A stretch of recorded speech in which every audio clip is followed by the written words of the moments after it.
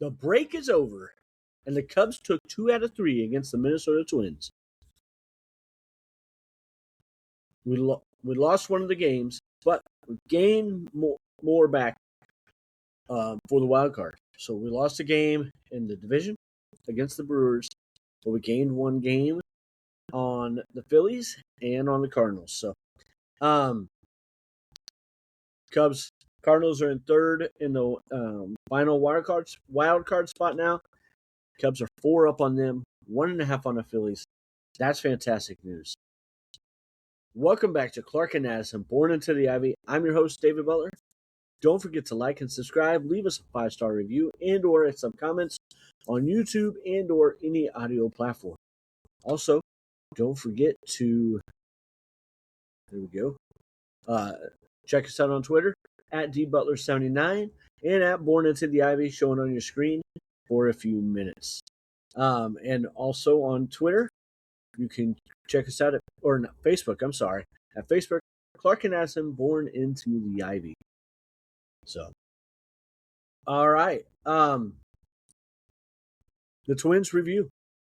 Game 1 had Colin Rea, not great. The starting pitching for the series was pretty good. But Colin was the one caveat that was not. He only had one bad inning, but that seems to be a trend for him, where he has that bad inning. This time it came in the third. Cubs struggled big to get anything going offensively. They were 1 for 10 with runners in scoring position on Friday night. Game 2, much better. Would have liked to have seen him get more runs, but they went 4 for 11 with runners in scoring position. Matthew Boyd was fantastic. He shut down the Twins, allowed only 1 run, limiting them to 3 hits and only 1 walk.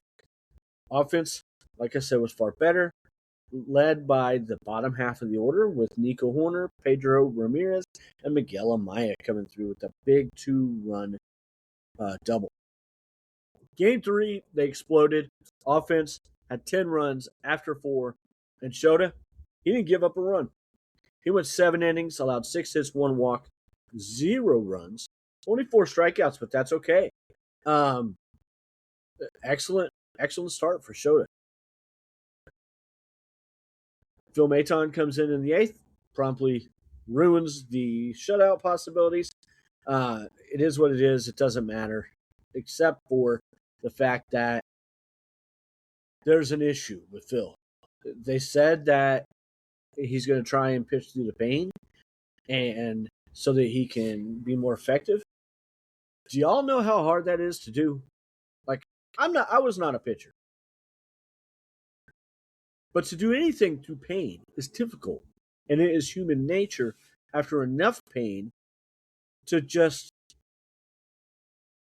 do what you have to do so you don't have to go through the pain.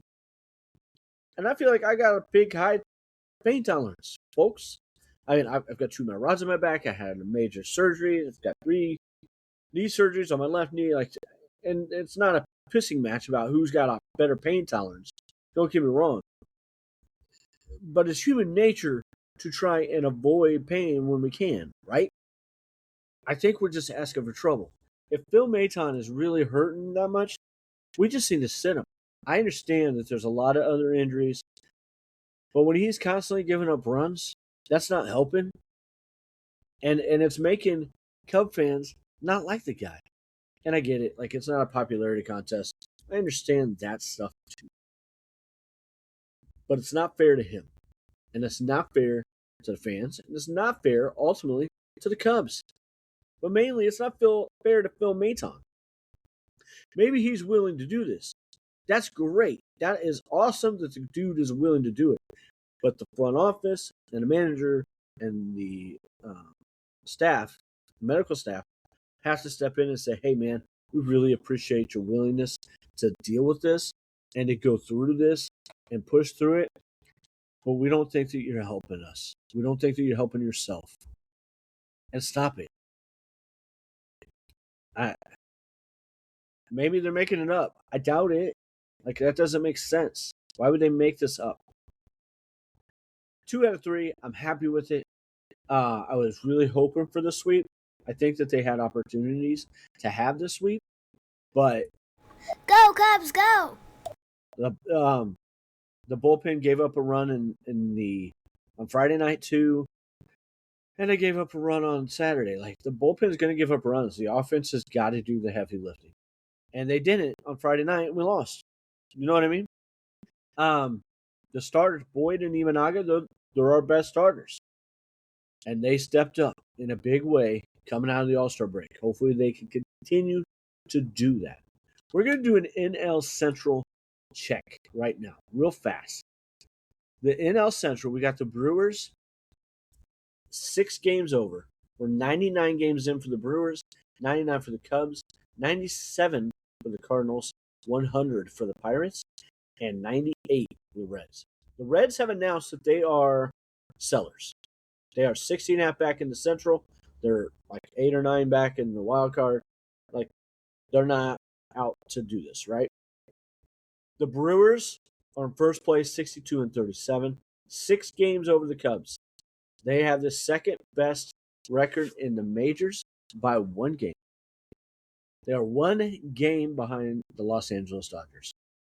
And yes, I still do believe that we are in contention for this, but it's not going to be easy. The Cardinals are 4 back of us, 51-46. Pirates, 52-48, a half game behind the Cardinals. And then we talked about the Reds. Those other 2 teams, like we're in the first wild card spot right now. The Cardinals are in the 3rd wild card spot. The Pirates are actually even now with the Cardinals. When I looked earlier, the Cardinals were a half game up, but I forgot that they were still playing, and they lost that game against Arizona. So it is a tight window for that 3rd spot. The Phillies are 3 up on the Cardinals. We're 4.5 up. Cardinals, Marlins, and Pirates are all tied for that last spot, with the Diamondbacks a half a game behind them, the Nationals 2 behind the other 3, and the Padres 2.5. The Reds are only 6 back of that spot, but are also 8 games under 500. Just not playing well. They know that. They acknowledge that. And I don't blame them. I think they should be sellers. I think it would be the best thing for their program. And see how they can adapt. Look at Arizona. Arizona sold, and they're in the thick of the wild card again now. The Braves sold off last year, and they are 16 games over 500, first place in the East. I mean, just because you sell off doesn't mean you're not going to be contending again next year. So, we do have some injury to talk about here real quick. Ben Brown, he has been asystematic for a few days, but the Cubs will be very conservative with him. But he is going through a bit of a throwing program now. Hobie Milner, Craig Counsell said that he has high hopes and believes that Milner will be back and ready in the beginning of August. That would be fantastic. That would put him out 4 to 5 weeks during that time span for his appendectomy. As long as he can get ramped up quickly enough, it sounds promising. And that would be a huge welcome addition back for the Cubs bullpen. Jameson Taillon is set to be activated and will start the game tomorrow on Monday. The corresponding roster move, I'm guessing, will be Assad going to AAA or Gavin Hollowell. That's my guess. I think Hollowell deserves to stay. You can make the argument that Assad deserves to stay in the bullpen. But that's my guess is that one of those 2 will go to AAA. I'm guessing Assad, if you made me pick. Edward Cabrera do a bullpen session on Thursday the 16th and could throw live BP later this coming week. That is great news. Hopefully, if that goes well, typically what's happened when the guys have thrown the bullpen and then had live BP, as long as both went well, they had 1 or 2 rehab starts. I'm guessing he'll have 2, maybe 3, because of the length of time he's been out. But excellent news. As long as he comes back and pitches the way even halfway, like in between where he was pitching and what we expected. If he's in between there, that'll be great. Daniel Palencia, He has not made much progress and has had to repeat steps in his rehab. Not great news, and not a good. Just bad news, right? Detroit Tigers preview. We got our probable starters on Monday. Jack Flaherty will go against right-hander Jameson Taillon. Jack Flaherty is also a righty. He is 3-8 with a 4.48 ERA so far this year for Detroit.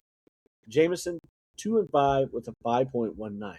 On Tuesday, we'll have Framber Valdez versus David Peterson. Ultimately, Ethan Roberts will be the opener. I forgot to get David Peterson up on my Fangraph, so I apologize because I don't have his stats. I apologize. Framber Valdez, the dude is 5-6 with a 4.10 ERA. Ethan Roberts, who again will be the opener, 0-2 with a 4.21. Now, if Ethan Roberts is the opener, the planned opener, that means he's coming back, right? So there will be another corresponding move. Again, if Hollowell's not sent down, I'm expecting him to be the one sent down on Tuesday when that happens. So, Peterson for the season has a 6.45 ERA, an FIP of 4.28, and expected ERA of 5.34. He's had one bad start, two solid starts for the Cubs. Hopefully we can get him going here again, and he can get that sinker going against Detroit and really hunker down. You know what I mean? Like if he can just get 5 to 6 strong innings against the Tigers for us, that would be absolutely huge. No doubt about it. On Wednesday will be Keter Montero, right-hander, who is 6-5 with a 3.32 ERA or 3.22 ERA. I apologize. Against Colin Ray, 7-6 with a 4.74. Colin's just got to minimize his bad innings. If he can minimize it to 1-2 runs, 3 at the very most instead of 4, we're going to be in a better position. But I'm going to say that again, that the offense has just got to do their part. Unfortunately, they can't have bad nights for us to win very often. Unless the other two are the ones on the mound, and then it's still not guaranteed. Like, until we get our reinforcements, the trades happen. Because if they don't happen, then I'm going to be all kinds of pissed. And I don't blame the rest of UFR too. Until those things happen, we got to get those guys brought in and some of the injuries back. But we've got to survive until then. 13 games over 500, going in the right direction. The Tigers are in 4th place in the Central and currently have a 46-53 record. They're 7-3 in their last 10, 6.5 games back in the Central, and 4.5 back for the last wild card spot. The offense is ranked 21st at 4.24 runs per game, while the Cubs are 5th at 5.02. The ERA for the Tigers is 3.51. They have the 5th best team ERA in the game. And the Cubs have a 4.26, 20th in the majors. That will be a little bit better, but it's not going to change that much after Sunday. Sunday stats are not in this, right?